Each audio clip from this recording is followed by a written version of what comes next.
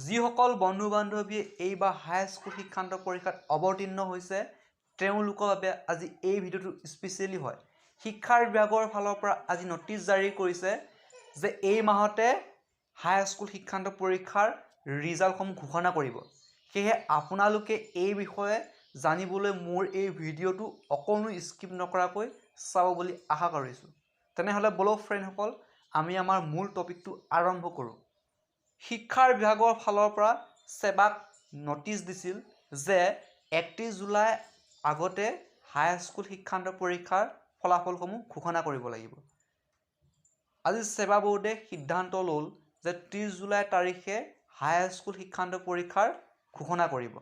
এইবাৰ হাইস্কুল শিক্ষান্ত পৰীক্ষাত অৱতীৰ্ণ হৈছে তেওঁলোকৰ পৰীক্ষাৰ ফলাফলসমূহ 30 জুলাই তাৰিখে ঘোষণা কৰিব। সেয়ে বন্ধু বান্ধৱীসকল আপোনালোকে কনফিউজ হৈ নাথাকিব। 30 জুলাই তাৰিখে আপোনালোকৰ পৰীক্ষাসমূহ ৰিজাল্ট ঘৰতে বহি পাব।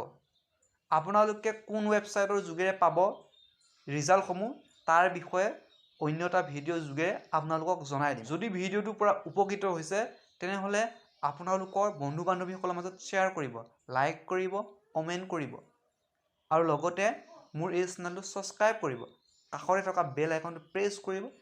তেতিয়া মই দিয়া ভিডিঅ'সমূহ আপোনালোকে অতি সহজতে পাবলৈ সক্ষম হ'ব। তেনেহ'লে আজিলৈ ৰাখিছোঁ ইমানতে। ধন্যবাদ। বাই।